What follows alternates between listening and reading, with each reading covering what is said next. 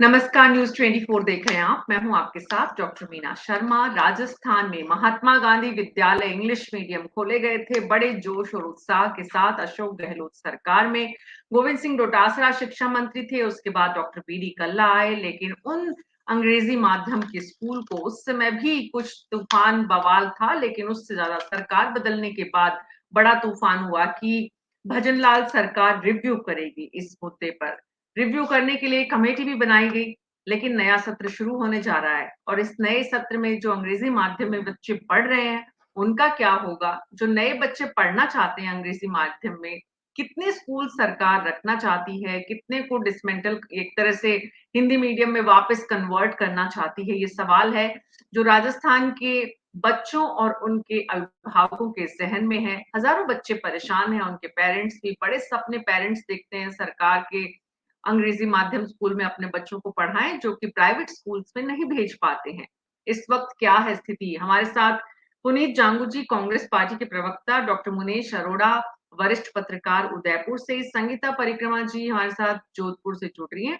आप सभी का बहुत बहुत स्वागत है। बीजेपी के प्रवक्ता इस विषय पर बात करने के लिए हमारे साथ अभी नहीं है, बच रहे हैं बात करने से। क्यों, ये समझ में आएगा, समय लगेगा। लेकिन पुनीत जांगू जी, क्या आपकी पार्टी कांग्रेस पार्टी विपक्ष में मजबूत? इस वक्त देखा है राजस्थान के जिलेवार स्थिति कि दरअसल हकीकत है क्या? अभी अंग्रेजी माध्यम के जो स्कूल हैं उनमें आपकी व्यक्तिगत किसी से बात हुई है? नहीं, मेरी व्यक्तिगत तो किसी से बात नहीं हुई, लेकिन हकीकत या परिस्थिति आज की ये है कि ये सरकार कंफ्यूजन में है, इसे करना क्या है। इसका डर ये है कि अगर स्कूलों को चलाए रखती है तो इसका हमेशा के लिए जिंदगी भर का क्रेडिट जो है वो अशोक जी को जाएगा। इनका डर ये है कि ये किस तरीके से उसको अपने नाम से अमलीजामा पहना है या इसके अंदर किस तरीके से खामियां दिखाएं कि इनको कोई कारण मिल सके कि स्कूलों को हम बंद कर सकें। तो जब भी कोई सरकार परिवर्तन होती है तो कम से कम बीजेपी को चंपाती है सरकार। ये साधारण सी प्रक्रिया आप हमेशा देखते होंगे कि ये लोग हमेशा यही कोशिश करते हैं कि कैसे करके इनकी योजनाओं को बंद कर दिया जाए। मुझे याद है जब अशोक जी ने मेट्रो बनाई थी तो उसके बाद वसुंधरा जी की सरकार आई, तो मुझे बहुत नजदीकी सूत्रों ने बताया था कि वसुंधरा जी ने किसी ने कहा कि दिल्ली को बम से उड़ा दो। बहुत बड़ी बात है, मतलब मेट्रो जो है वो इतनी छोटी चीज है जिस बम से उड़ा दिया जा सकता है। तो ये इनकी फितरत है। अब इनको ये समझ में नहीं आ रहा कि करना क्या है, इसलिए उसको बिल्कुल पुनीत मतलब जांगू किस जी, पुनीत जांगू जी, आप ऐसा लग रहा है ट्रेवल कर रहे हैं और इसलिए आपकी सीमा है, आसपास के लोगों को डिस्टर्ब नहीं हो, लेकिन थोड़ा सा ऑडियो हमें बेहतर मिलेगा अगर आप थोड़ा सा ऑडियो को अपना ठीक कर पाए। मेरा सवाल व्यक्तिगत से मतलब आपसे व्यक्तिगत नहीं। शिक्षा मंत्री गोविंद सिंह डोटासरा थे उस समय, आज वो प्रदेश के अध्यक्ष हैं। विद्यालय खुलने वाले हैं, एडमिशन प्रोसेस का समय चला गया है। विपक्ष क्या कर रहा है इस वक्त?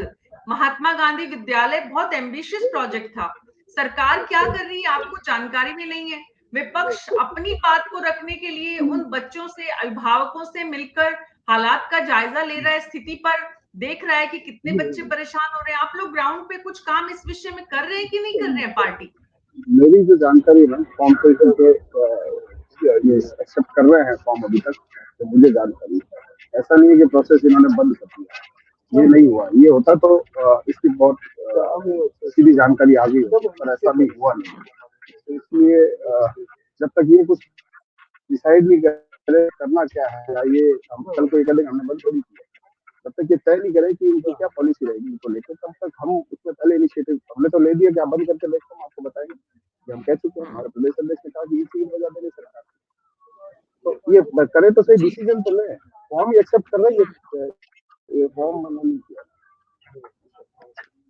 जी, आप बने रहिए हमारे साथ। डॉक्टर मुनेश अरोड़ा, इस विषय में सरकार ने जो कमेटी बनाई उसका समय थोड़ा तुलनात्मक रूप से बाकी कमेटीज की तुलना में इस तरह का होना चाहिए था कि ये जो सेशन शुरू हो रहा है, इस सेशन में पता चल जाए कि अभिभावकों को कि उनका बच्चा अंग्रेजी माध्यम में जा रहा है कि हिंदी माध्यम में जा रहा है, उनके बच्चे के लिए उन्हें क्या फैसला लेना है।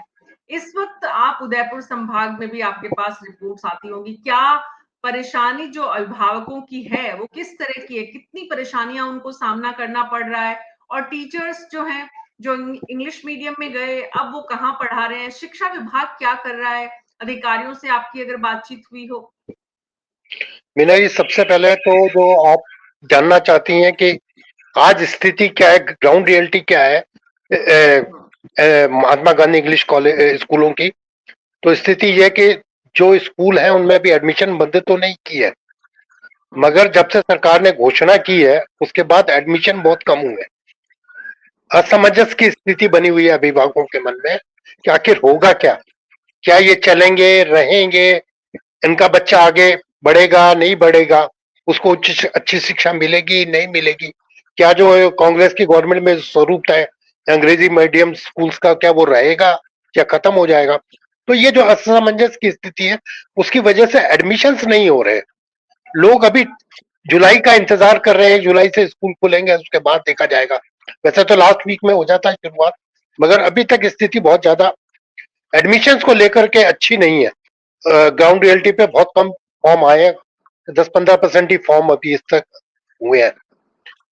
जहां तक मीना जी बात है कि क्या इसको रीबैक किया जा सकता है, मेरा तो ये पर्सनली मानना है कि रीबैक करना उचित तो नहीं है। मीना जी, अपन जो आज ग्लोबल वर्ल्ड के अंदर रह रहे हैं, वर्ल्ड ग्लोबल है। मैं एक छोटा सा उदाहरण देता हूं, आज से 15 साल पहले की बात है।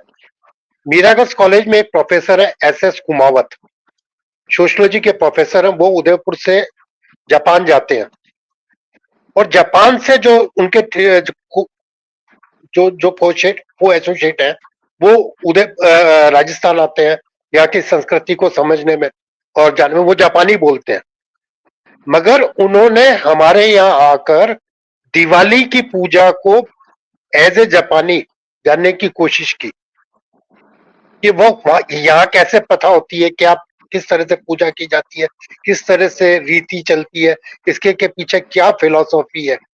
तो जब एक जापानी आदमी आकर हमारे यहाँ के दिवाली होली और हमारे फेस्टिवल को जानने का उत्सुक है, वहाँ का सोशल हमारा जो सोशल डेमोग्राफी है उसको जानने को इच्छुक है, तो उसके पीछे कारण क्या है? एजुकेशन। एजुकेशन है कि जिसमें बेस्ट कैसे चुना जाए। और आज अंग्रेजी एक माध्यम है। मीना जी, आप तो जानती है कि हमारे वेद जर्मन चले गए और जर्मन जाके उनपे बहुत से रिसर्च हुई और बहुत से प्रोजेक्ट उसके ऊपर चले। क्यों नहीं हमारे बच्चे अंग्रेजी पढ़कर वो जो हमारे वेद है, जो हमारे ज्ञान है, हमारे पास अथाह भंडार है। अभी प्रधानमंत्री ने नालंदा में कहा विश्वविद्यालय के जलाने से कुछ नहीं होता, ज्ञान का भंडार तो रहेगा। लाइब्रेरी जली है, ज्ञान नहीं जला।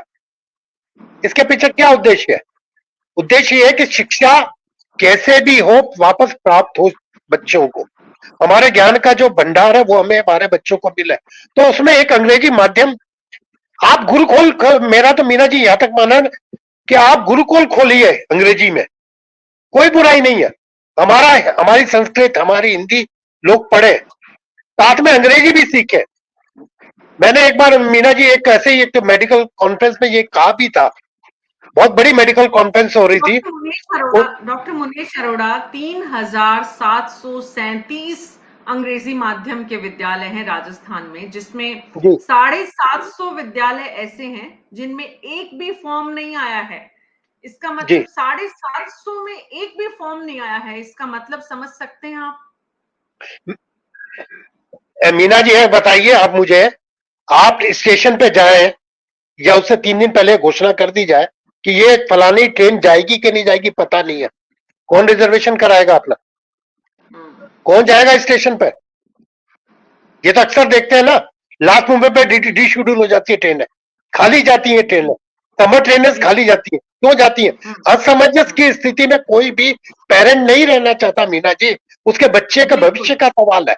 और मीना जी एक छोटी सी बात मैं और कंप्लीट कर दूं, अंग्रेजी जो स्कूल है, अंग्रेजी मीडियम स्कूल है, वहां तो एडमिशन हो गए ना, तो अगर बच्चे को वहां चांस मिल रहा है तो वो ये इंतजार करता रहेगा कि यहाँ चलेगा कि नहीं चलेगा, मैं वेट करूंगा, वो वहां एडमिशन नहीं ले लेगा।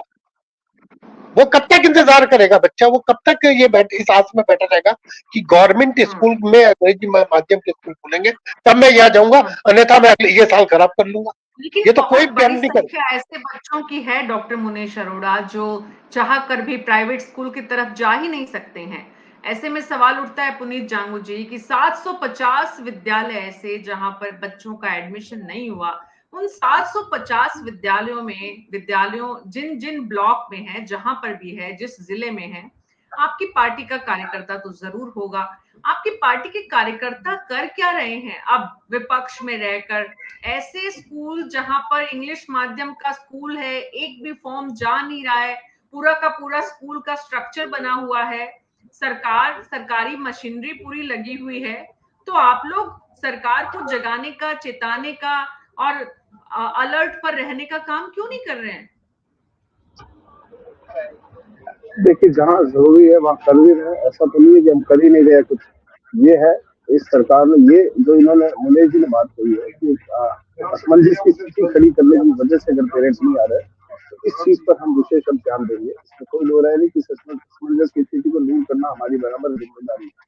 तो हम इस मामले को अब और गंभीरता से लेते हुए जिन जगहों पर फॉर्म नहीं आए हैं वहां ये प्रयास करेंगे कि अधिक से अधिक फॉर्म आए। अभी तो जानकारी भी लेनी पड़ेगी किन किन स्कूलों कब में फॉर्म करेंगे? नहीं है।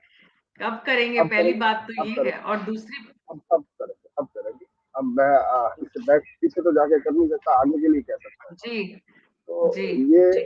है, इस असमंजस की स्थिति को दूर करना जरूरी है, ये महत्वपूर्ण कांग्रेस है। और पार्टी, पेरेंट्स को डॉक्टर बताना मुनीश कि अरोड़ा, वो कांग्रेस पार्टी अति आत्मविश्वास में आ गई है क्या कि विपक्ष के मुद्दों को अब जितनी एक तरह से शिद्दत से उठाना चाहिए उसकी बजाय अध्यक्ष 10 दिन के लिए छुट्टी पर हैं, और प्रदेश में भी कांग्रेस पार्टी की कमान किसके हाथ में कैसे है, कैसे काम हो रहा है, मतलब ऐसा लग रहा है कि बस 11 सीट के आ गई, पूरा राजस्थान का किला फतेह कर लिया। मीना जी, ये बात तो सही है कि कांग्रेस आंदोलन और प्रोटेस्ट करने में काफी ढीली है। इतने मुद्दे थे बीजेपी इस गवर्नमेंट पिछली बार जब केंद्र सरकार की जो थी, कितने मुद्दों पे इन्होंने सशक्त प्रदर्शन किए, कितने मुद्दों पे उन्होंने किया। मुद्दे मुद्दों को उठा सकते हैं, प्रेस कॉन्फ्रेंस कर सकते हैं, धरातल पे मुद्दों से लड़ना ये कांग्रेस की फितरत में नहीं है, ये बीजेपी कर सकती है। वो बहुत सशक्त है इस मामले में, वो बहुत आक्रोशित होकर मुद्दों को उठाती है, बहुत ग्राउंड लेवल पे उठाती है। कांग्रेस इस मामले में थोड़ी सी पिछड़ी हुई है, मेरा ये पर्सनली मानना है। नंबर 2, मीना जी, सवाल ये है कि जिसको आपको खाना खिलाना है, क्या वो खाना खिलाने की मेंटेलिटी के साथ तैयार है? सवाल मीना जी सरकार की मंशा का उठ रहा है इस समय। कांग्रेस कर भी लेगी और सरकार नहीं भी खोलेगी तो क्या कर लेंगे हम? आप भी डिबेट कर लेंगे तो क्या हो जाएगा? सरकार अगर मानस बना के बैठ जाए कि मैं किसी भी तरह से नहीं खोलूंगा चाहे कुछ भी हो जाए, जिस तरह से मदन दिलावर जी की आइडियोलॉजी है, जिस तरह से वो सोचते हैं, मैंने उनको बहुत पहले से वो भी कवर किया है। अगर वो अड़ गए कि नहीं साहब हम तो अंग्रेजी मीडियम को हटा के ही मानेंगे, चाहे आप हम कितना भी कहते रहे साहब पॉजिटिव है, देश के राज्य के बच्चों का विकास होगा, बच्चे अंग्रेजी जानेंगे, उनको आगे बढ़ने में सहायता मिलेगी, अड़ गए तो अड़ गए, फिर क्या करोगे आप? तो ये जो मेन चीज है वो मेंटेलिटी की है, सरकार की मंशा की है। इसमें तो भजन लाल जी को आगे आकर इंटरवीन करना चाहिए। उनको ये बताना चाहिए राज्य को कि हमारे पास इतने विद्यालय हैं, इतने विद्यालयों के अंदर हमारे पास अंग्रेजी टीचर है, तो इतने तो हम खोल रहे हैं, बाकी के अंदर हम नहीं खोलेंगे। एक स्पष्ट नीति के साथ सरकार को और शिक्षा सचिव को, शिक्षा मंत्री को सामने आना चाहिए। अगर वो ये स्पष्ट बताएंगे, अगर वो स्पष्ट रूप से बताएंगे कि जैसे आपका जयपुर ब्लॉक है, जोधपुर ब्लॉक है, संभाग है, उदयपुर संभाग है, इसमें इतने विद्यालय हैं साहब, हम तो इतने ही खोल सकते हैं, हमारे पास इतने ही टीचर है। और सरकार को, मुख्यमंत्री को ये भी तय करना पड़ेगा कि कौन से मुद्दे हैं जिनको एक सप्ताह में हैंडल करना है, उनके समाधान निकालने हैं, कौन से सप्ताह हैं जिनको 15 दिन में, कौन से मुद्दे हैं जिन्हें 15 दिन में खत्म करना है, और कौन से ऐसे जिन्हें आप 6 महीने तक भी आप उन पर काम करें तो कोई दिक्कत नहीं है। शिक्षा का ये मुद्दा है, इसे प्राथमिकता से मुख्यमंत्री को अब अपने स्तर पे हैंडल करना चाहिए। डॉक्टर मुनीश अरोड़ा, क्या आपको लगता है कि इस तरह की चर्चाएं जो हम आपके और समाज के साथ करते हैं, उनका असर सरकारों पर पड़ता है? मीना जी क्यों नहीं पड़ता? पूरा असर दिखता है। आप उठा के देख लीजिए, आप अपना कुछ भी मत कीजिए, एक रिसर्च करवा लीजिए। आपके वीडियोस पे जो जो बातें बोली गई वो बाद में जाके अगर मोहन भागवत बोल रहे हैं, हमने तो बहुत पहले डिस्कस कर ली थी वो बातें, चुनाव से भी बहुत पहले कर ली थी। 400 का क्या इफेक्ट होगा, संविधान बदलने की बात वहां से उठी, कैसे जयपुर के रैली में खड़गे ने बात कही थी और जो बदल के पूरी सरकार ही बदल गई। इसके तो खुल के हमने बोला था सारी बात को, कहां से ये बात उठी थी, क्यों उठी थी, इसके पीछे मंशा क्या थी, और उसने पूरी सरकार ही बदल दी जयपुर की रैली ने, जिसमें तो सोनिया जो जी और राहुल सत्ता जी और में प्रियंका है, जी। सत्ता में है, जो सत्ता में है उनको समझ लेना चाहिए कि आपको प्रवक्ता नहीं भेज देने से समस्या का समाधान नहीं हो जाएगा। प्रवक्ताओं को बचने से, क्योंकि प्रवक्ता सवालों में कई बार फंस जाते हैं, इसलिए प्रवक्ता नहीं भेजने से समाधान नहीं है। जी डॉक्टर मुनेश अरोड़ा। मीना जी एक चीज बता दूं मैं आपको, हमने जितने भी हिंट दिए थे बीजेपी को लेकर या कांग्रेस को लेकर, हम्म तो वो डायरेक्टली और इनडायरेक्टली जाकर सिद्ध हुए, हम्म और उसका इफेक्ट चुनाव के बाद सरकार पर दिखा, जो बनी सरकार और जो कांग्रेस सत्ता में आई, मतलब जिस तरह से नजदीक गई अपनी जीते हैं वो लोग। इसका मतलब क्या था कि हमारी बातों को उन्होंने सीरियसली नहीं लिया। संविधान वाली बात को अगर सीरियसली ले लिया होता बीजेपी ने, हम्म ये खड़गे ने क्या कहा हमने नहीं कहा, हमारे जयराम रमेश की प्रेस कॉन्फ्रेंस का मैंने आपको जिक्र किया था, मैंने यहां तक जिक्र किया था कि जयराम रमेश ने कहा कि माना कि उनके संकल्प पत्र में लिखा हुआ नहीं मगर वो बोलते हैं। जब इतनी बात खुल के सामने आ रही थी तो बीजेपी ने उसका सही ढंग से हैंडल क्यों नहीं किया? ये तो बीजेपी का फेल्यूर है। आज आप ये कह रहे हो, आज आप ये कह रहे हो कि नहीं जी हम संविधान बदलने का झूठ फैलाकर हमारी सरकार गिरा दी, बीजेपी कह रही है। अरे हमने तो बहुत पहले कह दिया था कि ये नैरेटिव फैला जाएगा, झूठ का नैरेटिव है, इतने झूठ के नैरेटिव्स है। कांग्रेस ने कौन सा झूठ का नैरेटिव फैलाया, बीजेपी ने कौन सा फैलाया, वो तो हम सब बोल चुके थे।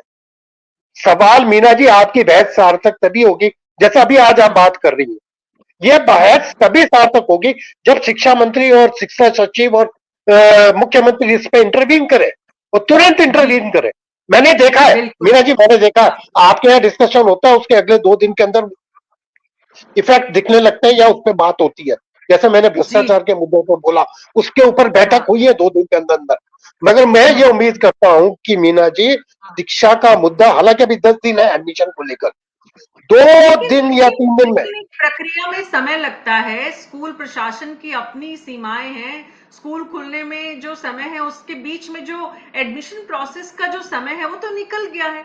यहाँ एडमिशन तो स्कूल में पहले हो चुके होते हैं। जब नया सेशन शुरू होगा वो तो 1 जुलाई से सेशन शुरू होगा। ऐसे में अगर 750 ऐसे स्कूल हैं जहां पर एडमिशन बिल्कुल हुए ही नहीं है, तो क्या इसको इस रूप में देखा जाना चाहिए, समझा जाना चाहिए कि वो पेरेंट्स को मना कर दिया गया अगर कोई आया तो? ऐसा थोड़ी हो सकता है कि 750 में कोई पहुंचा ही नहीं हो, पेरेंट्स गए उन्हें मना कर दिया गया। ऐसी स्थिति हुई होगी तभी ऐसे हालात बने होंगे ना पुनीत जांगू जी। बिल्कुल संभव है। और मैं यही इसी बिंदु को भी आगे कहना भी चाह रहा था कि ऐसा भी संभव है कि मतलब उन पेरेंट्स को इस चीज के लिए मना कर दिया हो कि शायद ये स्कूल बंद हो सकती है। ऐसा संभव है, इसमें कोई दो राय नहीं। वरना एक साथ इनमें 0 फॉर्म आना ये संभव नहीं होता कि कोई एडमिशन लेना चाह ही नहीं रहा पूरे उस क्षेत्र के अंदर। तो ये इसकी संभावना बहुत ज्यादा है और इस पे भी अब नजर रखनी पड़ेगी असमंजस के साथ। जी, तो पुनीत जांगू जी, कांग्रेस पार्टी की जिम्मेदारी क्या बनती है? आप लोग सरकार के सामने जब तथ्यों, आप लोग जब कोई मांग ही नहीं करेंगे, आप लोगों का शुरू किया हुआ प्रोजेक्ट है, आप लोग ही चुप है, तो भला जनता की आवाज को उठाएगा कौन? इन 750 में अगर 100 बच्चे भी पहुंचते हैं, 50 बच्चे भी पहुंचते हैं, तो तकरीबन 7,000 के आसपास जो पेरेंट्स, कितना, बल्कि 7,000 कैसे, 75,000 के आसपास पेरेंट्स जो हैं वो प्रभावित हुए हैं। अगर हम एक स्कूल में 100 एडमिशन की बात करते हैं, 50 करते हैं, तो मान लीजिए ये आंकड़ा 30-35 हजार के आसपास है। तो इन इन अभिभावकों की आवाज कौन उठाएगा? मैंने आपको भी कहा कि इनकी आवाज हम उठाएंगे। आज मैं आपको यकीन दिला रहा हूँ इस पे अभी से काम शुरू हो जाएगा। ये बिंदु अभी जैसे अपने डिस्कशन में हमारे सामने आया है, तो मैं इस पे विशेष रूप से मैंने अध्यक्ष जी को और पूरे पार्टी संगठन को बात करना होगा अभी, और ये इस पर एक्शन शुरू होगा। ये मेरी जवाबदारी है। जी, डॉक्टर मुनीश अरोड़ा, अगेन वापस उसी मुद्दे पर आते हैं। मीडिया से जब कांग्रेस पार्टी को जानकारी मिलती है तो इसका मतलब समझ में आता है कि कांग्रेस पार्टी का वर्कर जो है वो इस जीत के बाद भी उस मुद्रा में नहीं आ पाया है। नेतागण जो है वो भी कि भाई सरकार, क्योंकि शेडो गवर्नमेंट बनाने की प्रक्रिया बनाने का एक सिलसिला भी शुरू हुआ था हमारे यहाँ पर, राजस्थान में भी और कई और राज्यों में भी। कहाँ है वो शेडो गवर्नमेंट की, मतलब फॉर्मल स्ट्रक्चर तो छोड़ दीजिए, लेकिन कुछ तो ऐसे लोग होने चाहिए विपक्ष में जो जनता से जुड़े हुए मुद्दों पर जनता की बात को ध्यान में लाने के लिए सच में ही काम करे। एक अशोक जी बैठे बैठे सोशल मीडिया हैंडल पर फोटो पोस्ट करते रहते हैं, मुद्दों को उठाते रहते हैं। तो मीना जी, ये सबसे पहले जिम्मेदारी तो अशोक जी की है ना। ये सबसे बड़ी जिम्मेदारी अशोक जी की और बीडी कल्ला की और गोविंद डोटासरा की है कि वो देखें कि जो अच्छी योजनाएं उन्होंने शुरू की है वो आज किस पोजीशन में है, उनका क्या ग्राउंड रियलिटी है, वो रिपोर्ट अपने ग्राउंड लेवल से ले। हालांकि भजनलाल जी ने भी रिव्यू करने की कोशिश की है, 2-3 मीटिंगें अभी उन्होंने लगातार की हैं, सुधांशु पथ के साथ भी की, अफसरों के साथ भी की और भी लेवल पे की है। मगर मीना जी, आप भी जान रही हैं कि जो सरकार है, भजनलाल सरकार है, उसकी स्थिति अभी पूरी तरह से मजबूत नहीं हुई है। जिस तरह से भजनलाल जी का भी दौरा रहा दिल्ली का, उसको लेकर जो स्पेकुलेशन चले हैं, उसको लेकर जो स्थितियां बनी है, फिर मंत्रिमंडल विस्तार होने की बात जो बार बार आ रही है, तो इससे क्या लगता है मीना जी? इससे ये लगता है अफसरशाही को कि अभी कुछ ना कुछ असमंजस की स्थिति सरकार में, और उस असमंजस की स्थिति को सरकार को दूर करना चाहिए, खुद आगे होकर सामने आना चाहिए। हर हर जो जितने भी मुद्दे चल रहे हैं उस पर अपनी स्थिति को स्पष्ट करना चाहिए और स्ट्रांगली स्पष्ट करना चाहिए, क्योंकि अगर वो स्ट्रांगली स्पष्ट नहीं करेंगे, जो बात आपने कही कि क्या वहां मना तो नहीं कर दिया गया स्कूलों को लेकर, जिस मुद्दे पे आपने जानू जी से पूछा था। मीना जी, कई बार ऐसा होता है मंत्री और अफसरों की तरफ से फोन पे इशारे कर दिए जाते हैं, आपको ये करना है और आपको ये नहीं करना। बिल्कुल बिल्कुल, बिल्कुल। और हमने 45 साल के जर्नलिज्म में ये सीखा है मीना जी, कि सरकार दिखाती कुछ और होती कुछ और है, स्थितियां होती कुछ है और दिखाती कुछ और है। तो जो ग्राउंड रियलिटी है उसको पकड़ने की जिम्मेदारी कांग्रेस के ऊपर, उसका वर्कर हर जगह बैठा हुआ है। आज मैं जाऊंगा तो मेरी भी एक लिमिट है, मैं कितना कवर कर सकता हूं। मैं अफसर के पास बैठूंगा, अफसर झूठ बोल जाएंगे, साहब हमारी तरफ से तो मना नहीं है। कौन अपने गले में फांसी लगवाएगा? कौन ये कहेगा जी नहीं मंत्री जी का फोन आया था इसलिए मना, हम नहीं कर रहे। मुश्किल बात ये है डॉक्टर मुनीश अरोड़ा, मुश्किल बात ये है कि ये जो भी लोग हैं जो महात्मा गांधी स्कूल में अपने बच्चों का एडमिशन कराना चाहते हैं, उनमें से 70 to 80% ऐसे लोग हैं, मतलब 20 से 30% का मार्जिन तो मैं अभी भी रखती हूँ, जो ऐसे हैं जो अपनी आवाज को उठा सकते हैं या बोल सकते हैं। लेकिन 60 to 70 और 80% लोग तो ऐसे हैं जिन्हें मालूम भी नहीं है कि उन्हें अपनी आवाज को कहाँ उठाना है, कैसे अपनी बात रखनी है। बंद हो गए तो ठीक है, दूसरे स्कूल का रास्ता पकड़ लिए, वहीं से उसी में आए, एडमिशन का फॉर्म जमा कराने, नहीं साहब यहाँ जमा नहीं हो रहा है, दूसरी जगह चले गए जमा कराने के लिए।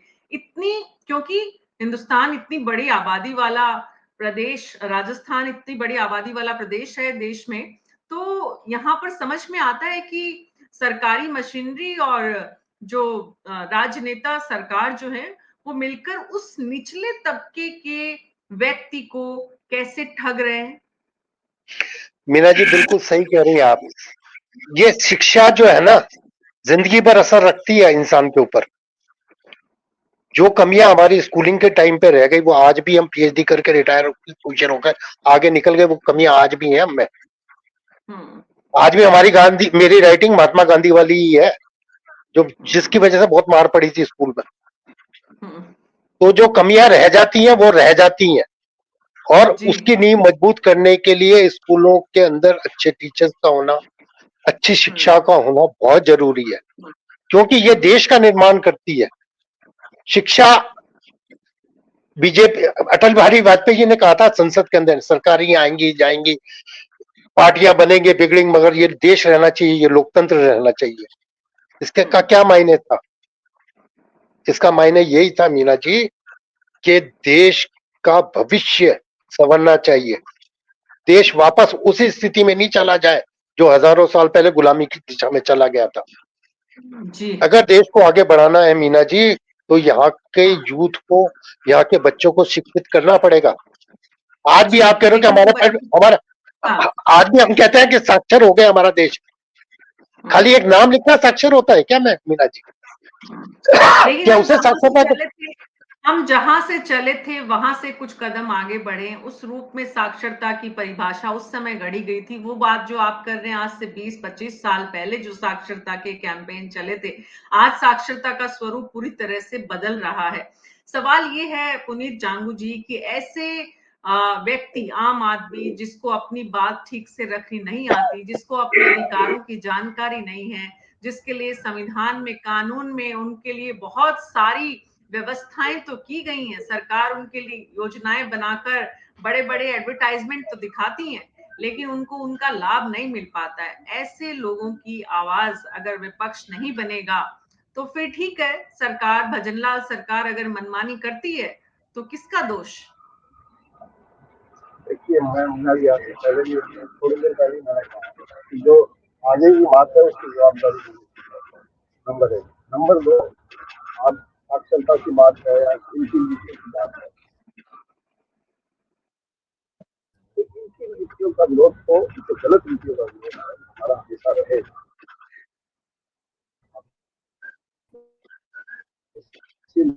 कुछ तकनीकी परेशानी, पुनीत जांगू जी ट्रेवल कर रहे हैं। कभी पूरी जानकारी चाहती, तो वो एक अलग विषय जरूर है, लेकिन हाँ, ट्रैवल तो कर ही रहा हूँ। तो जब इन्होंने आरक्षण की बात की, महिला आरक्षण इन्होंने 50% किया, तो मुझे नहीं लगता कि इसमें कोई विरोध का विषय नहीं बनता। कुछ युवा जरूर विरोध में होंगे, लेकिन हमारा ये मानना है कि महिलाओं की भागीदारी बराबर होनी चाहिए। ये फेज आगे की तरफ है ना, इसको वापस तभी लिया जा सकता है जब एक स्थिति ऐसी आ जाए, जब ये लगे कि हाँ, अब जो है वो महिला और पुरुष बराबर है, तो इसको ओपन कर दिया। वो अलग बात है कि भविष्य में 20 साल 30 साल बाद क्या होगा, लेकिन जिन नीतियों की जगह से नीतियों की बात तो गलत जाएगी जनता के लिए, उन नीतियों का पुरजोर विरोध होगा। और मैं आपको यकीन दिलाता हूँ कि इनमें किसी भी जी लेवल पे हमारा कोई कॉम्प्रोमाइज नहीं होगा। पुनीत जी, आप बने रहिए हमारे साथ। नवीन कुमार शर्मा जी जुड़े हैं, मुख्य महामंत्री हैं शिक्षक संघ सियाराम के। आपसे आखिरी सवाल बस लेते हुए प्रोग्राम को खत्म करेंगे। नवीन जी, आप बहुत देर से जुड़े, लेकिन आपका मैसेज मिला, आप ट्रेवल कर रहे थे, आपने समय निकाला, उसके बाद भी जैसे ही पहुंचे हैं, शुक्रिया। नवीन जी, ये बताइए कि सरकारी जो महात्मा गांधी स्कूल है उनकी स्थिति क्या है? सुन रहे हैं करीब 750 ऐसे विद्यालय हैं Mahatma Gandhi English medium school जिनमें एक भी फॉर्म नहीं आया है। फॉर्म आया नहीं है या लिया नहीं गया है? ऑडियो ऑन करिए नवीन जी प्लीज। हाँ, सभी को नमस्कार मेरा। जी नमस्कार। इस मामले में एक बार पहले भी अपने डिबेट हुई थी महात्मा गांधी विद्यालयों के बारे में, शायद आपके चैनल पर ही हुई थी। हाँ जी हाँ जी हाँ जी। हाँ, आज भी स्थिति बड़ी दयनीय है। हम अभी कुछ दिन पहले ही शिक्षा मंत्री महोदय से मिले थे और उनसे हमने निवेदन किया था कि आप इसमें कोई एक निर्णय लें, या इन स्कूलों को आप इनकी समीक्षा करना चाहते हैं या नहीं। नंबर 1, कुछ स्कूल आपको बंद करने हैं कि नहीं करने हैं, या इनको सुचारू रूप से चालू रखना है। चालू रखना है तो उसकी प्रक्रिया शुरू कीजिए। समीक्षा करके कुछ स्कूलों को बंद करना है तो वो प्रक्रिया चालू कीजिए, क्योंकि अब जुलाई आ गई, नए एडमिशन होंगे, तो हिंदी मीडियम के जो बच्चे हैं वो भटक रहे हैं। वो भी जैसे कई स्कूल ऐसे हैं जिनको 1 से 5 तक महात्मा गांधी किया गया था, 1 से 5 तक के हिंदी मीडियम के बच्चे अब वो कहां जाएं?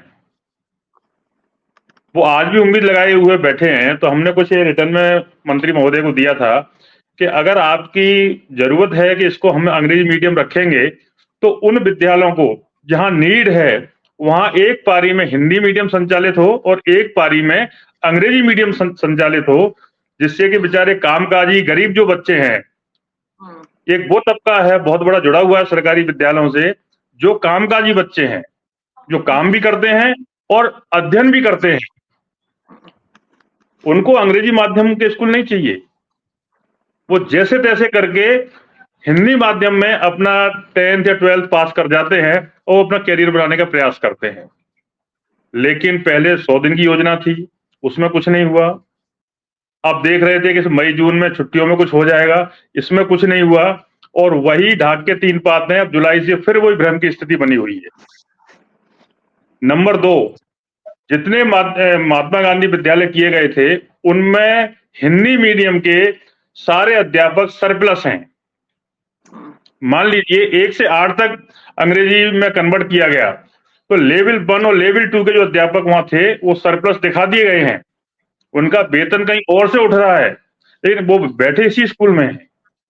न तो वो दूसरे स्कूल में काम कर पा रहे हैं और न इस विद्यालय का भला कर पा रहे हैं, क्योंकि एक माइंड सेट हो जाता है कि मुझे तो यहां से जाना है।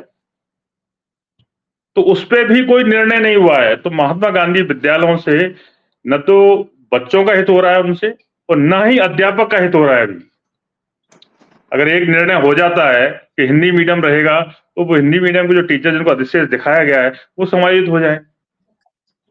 ऐसा नहीं है तो उनको उन विद्यालयों में समायोजित कर दें जहां रिक्त पद पड़े हुए हैं और यहाँ अंग्रेजी माध्यम के अध्यापक लगा दें। नवीन कुमार जी, जब आप शिक्षा मंत्री से मिले और स्पष्टता के साथ आपने बिंदुवार ये समस्याएं रखी, शिक्षा मंत्री का जवाब क्या था? शिक्षा मंत्री जी का सकारात्मक जवाब था उस समय। बोले हम बहुत जल्द इस पर पहल करेंगे, लेकिन वो जल्द कब होगा, वो पहल कब होगी, समय, क्योंकि हमारी एक लिमिट है 1 जुलाई से। हालांकि 24 जून से विद्यालय ओपन हो जाएंगे, तो 24 जून से एडमिशन ओपन है। अब बच्चों को न तो निर्देश है कि भाई क्या करें, कौन से बच्चों को देना। भी जैसे आनंद फानंद में लॉटरी निकाली गई, एक आदेश निकाल दिया कि साहब 18-19 तारीख को आप करिए, कर लिया। कितने फॉर्म आएंगे ऐसे अचानक, क्योंकि ये वो तबका है जहां प्रचार प्रसार किया जाता है हर चीज का।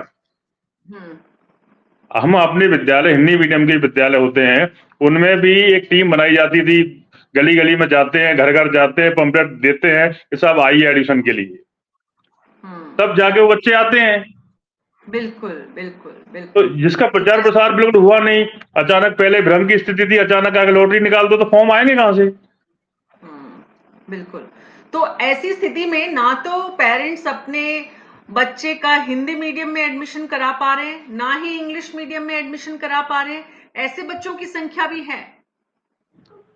संख्या का तो देखो मैडम, जब ड्रॉप आउट का एक काउंटिंग होगी ना अभी जुलाई के फर्स्ट वीक में, तब पता लगेगा। क्योंकि अभी बच्चा कहीं न कहीं एडमिट है वो लास्ट ईयर का जो बच्चा, अब वो आगे क्या चाहता है वो अभी स्टार्ट होगा तब पता लगेगा। क्योंकि बहुत से स्कूल इस बार जिनको पहली बार स्कूल में दाखिला लेना है नवीन जी, मैं उनकी बात कर रही हूँ। वो तो भ्रम की स्थिति में है पूरे। वो उनको ये एक तो इस तरह की हवा बनी हुई है कि अंग्रेजी माध्यम बंद होंगे, ये अभिभावक तक पहुंच चुका है। तो वो भ्रम की स्थिति में वो एक ही बात पूछता है कि हिंदी मीडियम रहेगा कि अंग्रेजी मीडियम रहेगा।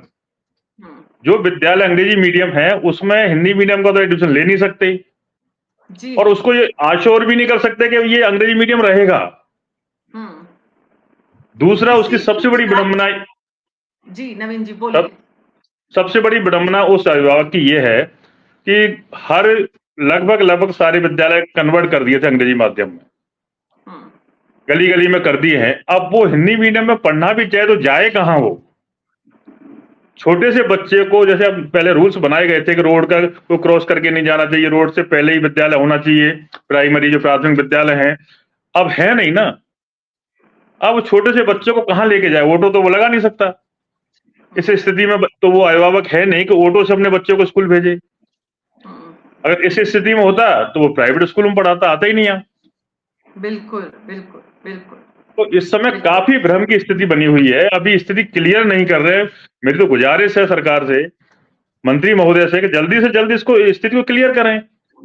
जी, किसी भी राज्य के लिए, किसी भी मुख्यमंत्री के लिए, किसी भी शिक्षा मंत्री के लिए, किसी भी सरकार के लिए और किसी भी राज्य की उस जनता के लिए जिनके बच्चों को पहली बार दाखिला लेना है, ऐसी अनिश्चितता की स्थिति बिल्कुल भी अच्छी नहीं है। मुख्यमंत्री और राजस्थान की सरकार इस विषय में जल्द से जल्द का मतलब है अगले कुछ घंटों में इस विषय पर ध्यान दें, ताकि इन अभिभावकों की पीड़ा और कष्ट दूर हो और उनको स्पष्टता मिले कि उनके बच्चों को एडमिशन दिलाना कहाँ है। बहुत बहुत शुक्रिया आप सबका इस चर्चा में शामिल होने के लिए। न्यूज़ 24 पर हमारी हर दिन कोशिश होती है कि समाज में जो कुछ हो रहा है वो आपके सामने रखें। राज्य सरकार ऐसे विषयों पर इतनी लंबी कमेटीज की रिपोर्ट्स का इंतजार नहीं कर सकती, इसलिए शिक्षा मंत्री बयानबाजी से बचें और समाधान की तरफ बढ़ें और अभिभावकों को, टीचर्स को, सबको, शिक्षा विभाग को इस विषय में जितनी जल्दी राहत दें उतना राजस्थान प्रदेश के लिए अच्छा है, मुख्यमंत्री के लिए भी, सरकार के लिए भी। न्यूज़ 24 पर आज मेरे साथ इतना ही। नमस्कार।